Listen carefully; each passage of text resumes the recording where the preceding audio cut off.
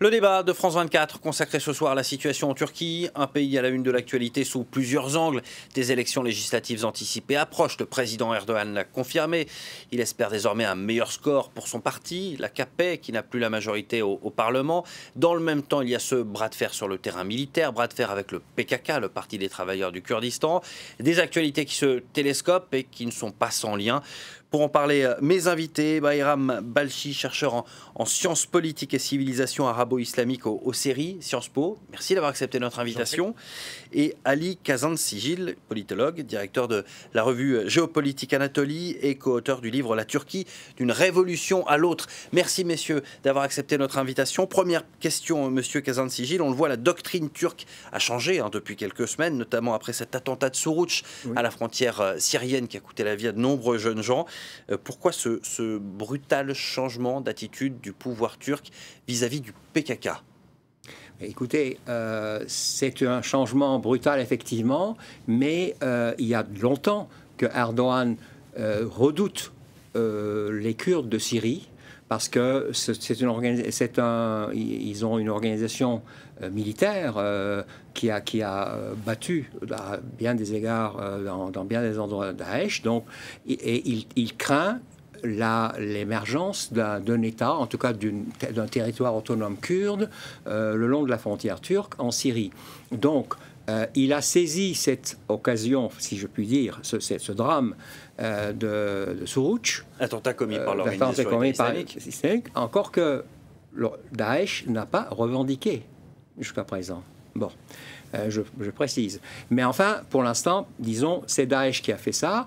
Et donc, cela a permis à Erdogan de se rapprocher des Américains, d'être plus actif dans la coalition et de commencer à bombarder Daesh, mais encore plus le PKK et, disons, les Syriens, les Kurdes syriens.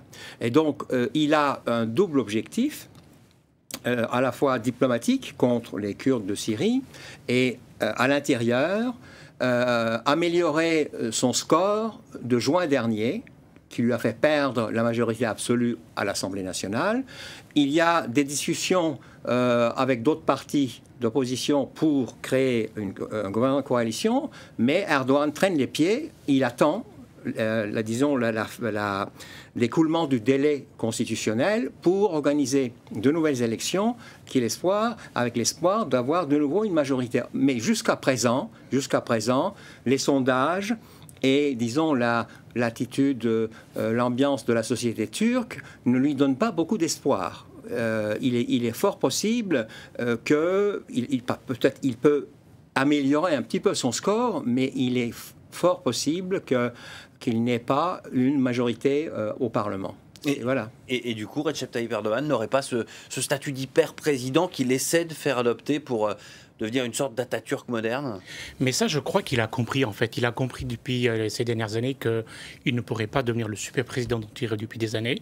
Les dernières élections, au mois de juin dernier, ont montré, et là, les sondages montrent que même s'il est ce sur quoi j'ai un doute, même si dans une logique de je déclare la guerre, je fais la guerre pour gagner les élections, j'ai pas l'impression que ça va marcher parce que on sait très bien en fait que l'AKP ces dernières années, autrefois très populaire, très puissant, très respecté, très approuvé, très soutenu par la population, depuis quelques années, l'AKP n'a plus le soutien qu'il avait autrefois pour plusieurs raisons. C'est que autrefois il avait un soutien parce qu'il apportait une prospérité économique, une stabilité.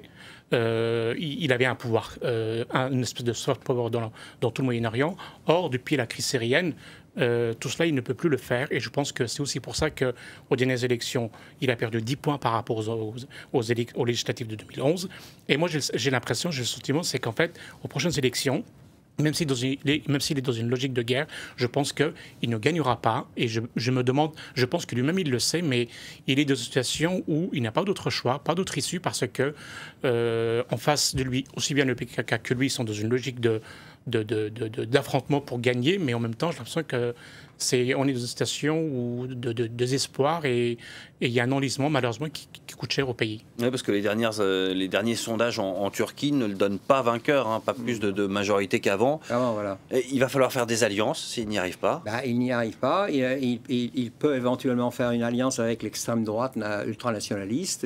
Mais enfin, mais ce qui est grave, c'est que pour des raisons disons, de politique intérieure, il sacrifie disons, la stabilité de la Turquie. Il revient, il fait régresser le pays vers les années 1990, où il y avait une véritable guerre civile entre les Turcs et les Kurdes, et on en est là. Et les Kurdes, disons les 18 millions de Kurdes en gros en Turquie, tous n'étaient pas loin de là, derrière le PKK. Le danger maintenant, c'est que tous les Kurdes risquent d'être derrière le PKK, parce qu'ils ont perdu la confiance vis-à-vis de l'État turc. Et là, c'est fini, parce qu'on ne peut rien faire contre 18 millions de personnes. Donc la Turquie va éclater. Et puis il y aura beaucoup de morts. Économiquement, c'est catastrophique. Enfin, il entraîne le pays. Je veux dire, ce qu'il fait, et bon, c'est peut-être un peu violent ce que je dis, mais c'est tout à fait criminel ce qu'il fait. Et on se demande qu'est-ce qu'il allait faire dans cette galère, parce que là, il va s'ouvrir à une nouvelle difficulté finalement en s'en prenant au PKK. Mais je pense qu'on peut faire effectivement plein de reproches à Erdogan, qui est dans une logique où il est complètement arrogant, paranoïaque, autoritaire. Mais en même temps, dans cette guerre contre le PKK, je pense que malheureusement, c'est qu'en fait, en face de lui non plus, le PKK n'est pas non plus très en faveur de la paix, parce que les dernières élections où le parti pro-kurde a gagné quand même 13%, c'est historique en Turquie, 13%. Il entre pour la première fois, il y a un puissant parti pro-kurde, même s'il n'est pas que pro-kurde, mais il est quand même largement pro-kurde. Et le PKK a pris ses distances. Je pense que le PKK, ça n'intéresse pas. Ça n'intéresse pas parce que...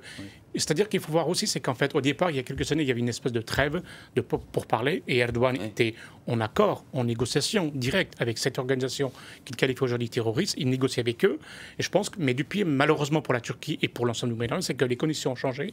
Et le PKK, qui autrefois avait intérêt avait tout à gagner, à l'heure actuelle, à la faveur de l'émergence du Daesh et du fait que le PKK est devenu un acteur régional puissant au Moyen-Orient, il ne peut plus négocier avec Erdogan, parce qu'en fait, il est aussi dans une logique maximaliste.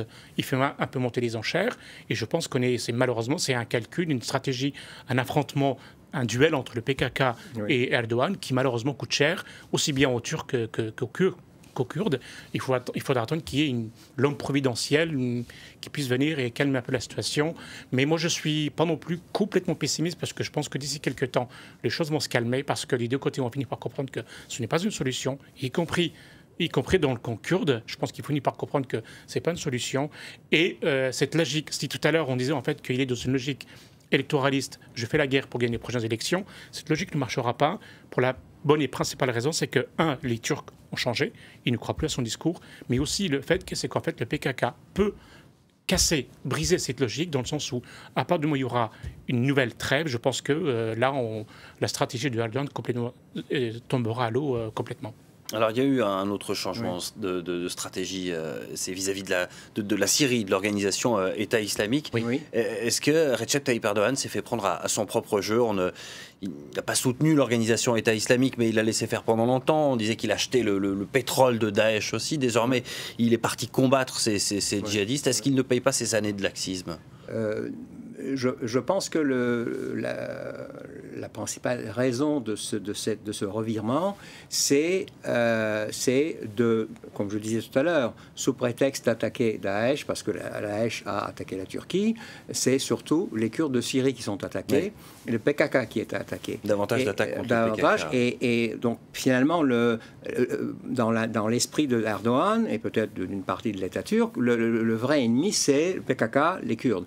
Mais ce qui est certain, c'est que je suis d'accord avec M. Bayram Balcı, c'est que le PKK était en train de perdre sa raison d'être. Parce qu'il y avait des négociations entre Erdogan et Öcalan, leur leader historique. Ça marchait plus ou moins bien, mais enfin, c'était pour parler. Et puis, il y a eu ce parti HDP, par un jeune leader charismatique, très démocrate. C'est le parti le plus démocratique de Turquie, qui disait: nous défendons les intérêts des Kurdes, mais nous sommes un parti turc de Turquie. Nous voulons rester en Turquie. Et cela, si ce succès continuait, le PKK allait perdre complètement sa raison d'être. Donc il y a aussi une responsabilité, bien sûr, du PKK. Mais il ne faut pas quand même oublier que le vrai responsable de la situation actuelle, c'est Erdogan. Je reviens à cette guerre contre l'organisation État islamique. C'est sincère, donc, parce que c'est vrai il y a des frappes majoritairement contre les Kurdes, il y en a aussi contre l'organisation État islamique. Cette lutte contre Daesh, désormais, c'est sincère de la part d'Erdogan ou oui, on peut douter de l'insincérité de Erdogan dans la guerre contre le Daesh. Effectivement, oui, on a de bonnes raisons de douter. Et c'est vrai qu'on peut être choqué par le fait qu'il y a beaucoup plus de frappes aériennes contre le PKK, contre le Daesh. Mais en même temps, les faits sont là. C'est qu'il y a quand même beaucoup plus d'attaques du PKK, beaucoup plus de soldats turcs qui sont tués par le PKK que de civils turcs tués par le Daesh. Donc il faut aussi relativiser un peu les choses. Et je pense que dans la guerre qui fait... Pour l'instant, pardon, je vous interromps. Pour l'instant. Pour l'instant. Mais en même temps, c'est-à-dire que je pense, même si cela peut paraître choquant en Occident, on est dans une guerre contre le Daesh, ça peut paraître choquant, mais c'est un fait qu'en Turquie, à l'heure actuelle, je pense que la menace, elle vient beaucoup plus de la part du PKK que contre le Daesh. Parce que, alors il faut aussi être un peu honnête, c'est qu'effectivement il y avait une espèce de pacte de non-agression, non dit, non écrit, entre Erdogan et le Daesh, et là il a été rompu, donc du coup c'est que je pense que quelque part il frappait de là où venait la plus grande menace. Il y a aussi un autre facteur géopolitique. On n'en parle pas beaucoup, et les Turcs n'en parlent pas non plus. Mais finalement, le gouvernement, l'État turc, est très inquiet de la montée en puissance de l'Iran. Parce que l'Iran, grâce aussi aux bêtises commises par les Occidentaux depuis une quinzaine d'années, est devenue la puissance qui domine dans la région depuis la Méditerranée orientale, du Liban, jusqu'au Golfe Persique, arabo-persique. Il contrôle la Syrie, le Liban avec le Hezbollah, l'Irak, maintenant en partie le Yémen, enfin bon. Et donc, Daesh était dans l'esprit de... Évidemment, il avait tort, parce que Daesh n'a pas la puissance pour contrer l'Iran. Mais enfin, ça pouvait être un facteur, disons, positif de son point de vue, à la fois contre les Kurdes et contre l'Iran. Finalement, la diplomatie turque, qui a commencé en 2004 de façon avec le soft power et de façon intelligente, a fait totalement faillite aujourd'hui dans le Moyen-Orient. Un autre point, on a parlé donc de cette lutte d'influence avec l'Iran. Et qu'en est-il maintenant des relations entre la Turquie et l'Union européenne? On parlait de ce rapprochement entre la Turquie et l'Union européenne. Pourquoi pas la Turquie, nouveau membre de l'UE? Aujourd'hui, tout ça, on a l'impression que c'est vraiment très très loin. Oui, c'est très loin. Je pense que Ali est mieux qualifié que moi pour répondre à cette question, mais je dirais une toute petite chose à ce propos-là, c'est qu'en fait, on a le sentiment en fait que Erdogan est un pragmatique dans son rapport à l'Union européenne, dans son rapport à la démocratisation de la Turquie, dans son rapport au processus de paix avec la Turquie. Il le faisait jusqu'à tant que ça lui rapportait un pouvoir, une crédibilité, et ça allait dans le sens de ses intérêts. Il l'a fait avec l'Union européenne, il l'a fait avec la démocratisation. On l'oublie, c'est un homme qui est devenu autoritaire et arrogant, mais à un certain moment, il a été libéral, il ne faut pas l'oublier. C'est un homme à l'heure actuelle qui est en guerre contre le PKK, mais c'est quand même, dans l'histoire de la Turquie, c'est quand même l'homme qui a fait le plus, qui a effectué le plus d'ouverture sur la question kurde. Mais le drame chez Erdogan, c'est qu'en fait, il le fait du moment que c'est dans un calcul électoraliste. Il le fait tant que ça lui rapporte. Et avec les Kurdes, on l'a bien vu récemment, c'est qu'en fait, il l'a fait pendant que ça permet à son parti d'être super puissant dans les provinces de l'Est, dans les provinces kurdes.